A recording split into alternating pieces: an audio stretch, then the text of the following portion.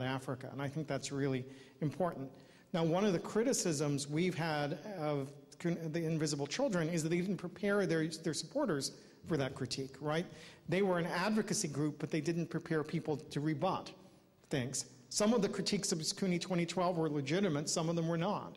Some things that people believe they know about Invisible Children are not accurate, right? But because the group couldn't mobilize and respond quickly enough, because most of the rank and file didn't have the information they need, because they didn't really develop critical skills for thinking about it, then I think there are consequences for how that debate played itself out, that all of these other groups are pulling back and trying to understand what's going on.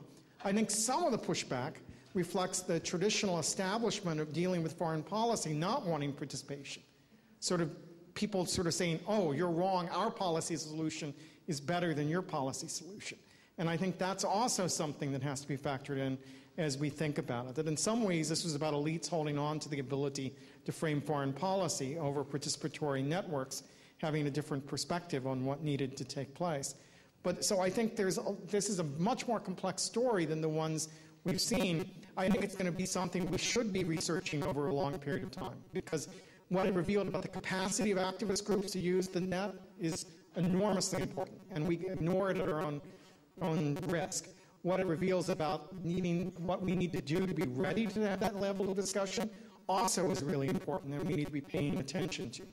So in the spreadable book, we sort of couple the term spreadable, that is the ability to circulate far, wide, and quick, with drillable, the ability to have information you can drill down into and get more information. And our group has sort of argued that Invisible Children achieved spreadability with CUNY 2012, but didn't have any drillability at all. Right? Really didn't look beneath the surface to allow people to ask questions, to get more information, to discuss deeper.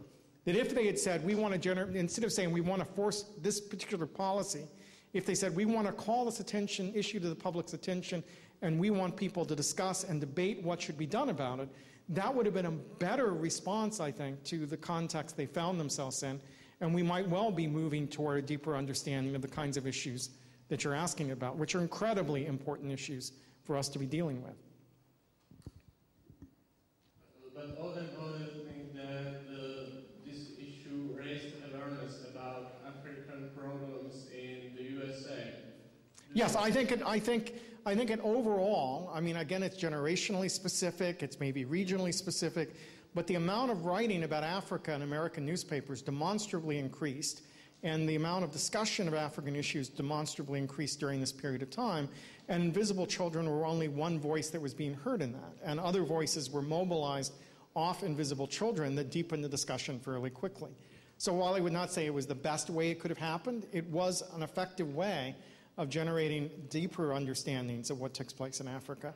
Although there's still a huge gap in information flow from Africa to the United States, and I think we're not to the point where U.S. perspectives and African perspectives are equally complex or deep in understanding these problems. But I think there are plenty of examples where African voices that had not been heard by American media were being covered in the wake of CUNY 2012 that changed the understanding of those issues for the better, not simply for the worse.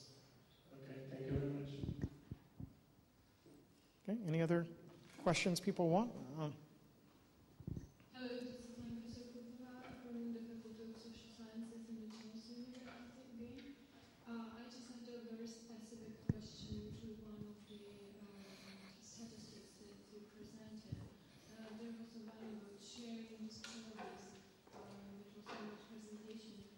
Could you say what market it applies to, where it comes from, how many people have responded? Sure. Who pay for the research, etc.? All right, so there were two, I was sort of playing a little fast and loose with data there. So there were two sets of studies that were included on that slide. The first one globally comes from CNN and presumably reflects markets that CNN is in, although they haven't disclosed all the information there. The second set of numbers all come from works of the Pew Center for Internet and American Life, which is a quite recognized social research center in the U.S. And they come from multiple surveys, which is why I don't have a lot of footnotes there to describe the different methods of collection. But they represent snapshots, which is what I'm asking us to read it as. I don't think I put a lot of weight on any particular number there, but I think as a picture,